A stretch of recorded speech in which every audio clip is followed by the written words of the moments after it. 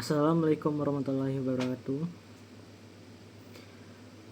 Selamat pagi, siang, dan malam bagi kalian yang menonton video ini.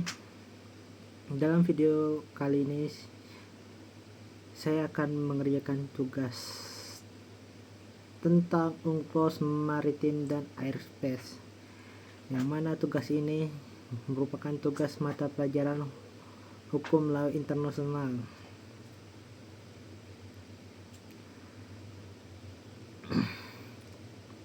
Pada video ini saya akan membahas tentang UNCLOS serta pembagian zona maritim dan zona ruang udara dalam hukum internasional. Sebagai negara kepulauan seperti Indonesia, pemahaman mengenai hukum laut dan ruang udara sangat penting karena berkaitan dengan kedaulatan negara, pengelolaan sumber daya alam, keamanan nasional, hubungan internasional. Landasan utama hukum laut internasional saat ini adalah United Nations Convention on the Law of the Sea atau UNCLOS 1982. UNCLOS adalah konvensi hukum laut internasional yang disepakati pada tahun 1982 di Montego Bay, Jamaika, dan mulai berlaku pada tahun 1994. Konvensi ini mengatur tentang batas wilayah laut negara, hak dan kewajiban negara pantai, kebebasan pelayaran, pengelolaan sumber daya laut, dan penyelesaian sengketa laut. UNCLOS sering disebut sebagai konstitusi bagi lautan itu sendiri. UNCLOS memiliki beberapa tujuan. Tujuan UNCLOS seperti menciptakan kepastian hukum di laut, mencegah konflik antar negara, mengatur pemanfaatan sumber daya laut secara adil, dan melindungi lingkungan laut.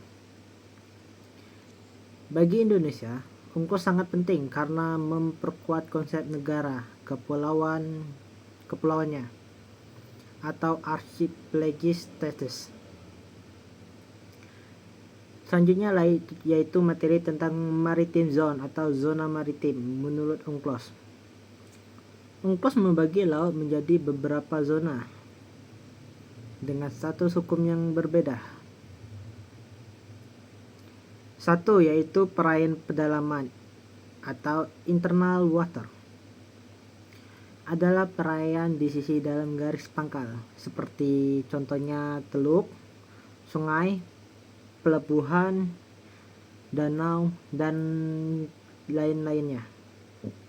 Status hukumnya bagi negara itu yang ada teluk, sungai, atau selainnya, yaitu negara memiliki kedaulatan penuh, sama seperti di daratan, memiliki kekuasaan penuh atas hak sumber daya alam maupun sumber daya mineralnya. Kedua yaitu laut teritorial atau territorial sea. Lebarnya maksimal 12 mil laut dari garis pangkal atau garis pantai. Hak negara atas laut teritorial ini adalah kedaulatan penuh atas laut, dasar laut, dan ruang udara di atasnya.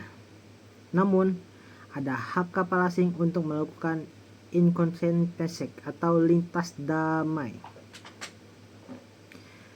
Selanjutnya yaitu zona tambahan atau contiguous zone.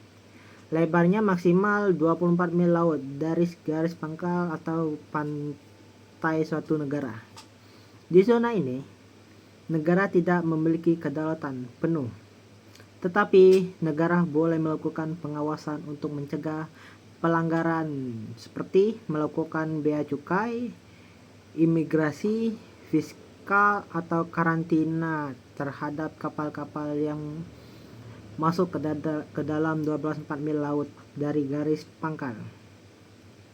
Yang keempat yaitu zona ekonomi eksklusif atau ZEE. Lebarnya maksimal 200 mil laut dari garis pangkal atau pantai. Di ZEE ini, negara memiliki hak kedaulatan atau sovereign rights untuk eksplorasi dan eksploitasi sumber daya alam. Negara lain tetap memiliki kebebasan pelayaran dan penerbangan. Contoh penting bagi Indonesia adalah pengelolaan perikanan dan migas di Natuna. 5. Selanjutnya yaitu landas kontinen atau continental shelf. Merupakan dasar laut dan tanah di bawahnya yang menjadi perpanjangan alami daratan suatu negara. Bisa sampai 200 mil laut, bahkan lebih jika memenuhi syarat geologis tertentu. Hak negara hanya pada sumber daya di dasar laut, bukan kolom airnya. Selanjutnya itu laut lepas atau high seas adalah wilayah laut di luar yurisdiksi negara manapun. Berlaku prinsip kebebasan laut atau freedom of the seas. Semua negara berhak berlayar, menangkap ikan, melakukan penelitian ilmiah, ataupun menjelajahi lautan tersebut untuk kepentingan semua negara dan kemajuan teknologi. Namun tetap harus mematuhi hukum internasional. Kawasan dasar laut internasional. Dasar laut di luar yurisdiksi negara disebut sebagai common heritage of mankind. Pengelolaan dilakukan oleh International Seabed Authority.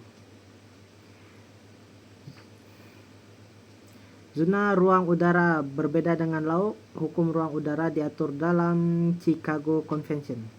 Ruang udara nasional negara memiliki kedaulatan penuh dan eksklusif atas ruang udara di atas wilayah daratan laut internasional, artinya pesawat asing tidak boleh masuk tanpa izin. Ruang udara di atas ZEE berbeda dengan laut teritorial. Di atas ZEE berlaku kebebasan penerbangan internasional. Negara pantai tidak memiliki kedaulatan atas ruang udara di atas ZEE. Ruang udara internasional di atas laut lepas berlaku kebebasan penerbangan, namun tetap tunduk kepada aturan keselamatan penerbangan internasional yang sudah diatur oleh International Civil Aviation Organization. Perbedaan penting laut versus ruang udara adalah aspek dasar hukum. Laut UNCLOS 1982, ruang udara Chicago Convention 1944. Kedaulatan ZEE tidak penuh, laut tidak penuh, ruang udara tidak ada.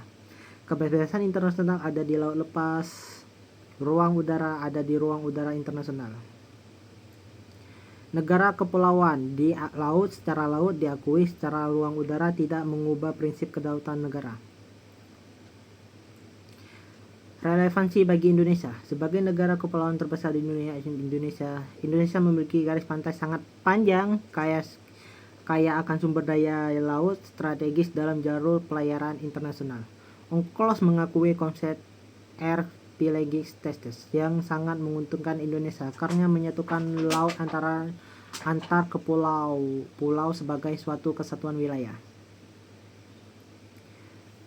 Kesimpulannya yaitu UNCLOS 1982 adalah dasar hukum laut internasional. Laut dibagi menjadi beberapa zona dengan hak dan kewajiban yang berbeda. Ruang udara memiliki rezim hukum tersendiri. Bagi Indonesia, pengaturan ini sangat penting untuk menjaga kedaulatan dan sumber daya alam. Demikian penjelasan saya mengenai UNCLOS, Maritime Zone, dan Airspace Zone. Terima kasih. Saya akan menambahkan sedikit materi, yaitu tentang masalah yang pernah terjadi di laut, yang mana laut itu dekat wilayah Rusia, yang mana laut itu bernama Laut Okhotsk, yang mana dulu adanya yang disebut lubang kacang atau wilayah yang tidak sampai zona ZEE. Oleh karena itu Rusia meminta supaya laut itu menjadi milik mereka dan secara resmi menjadi milik mereka pada tahun 2000 berapa saya lupa. Sekian dari presentasi dari saya. Terima kasih banyak telah menonton. Maaf kalau ada kata salah dan kekurangan dari materi saya.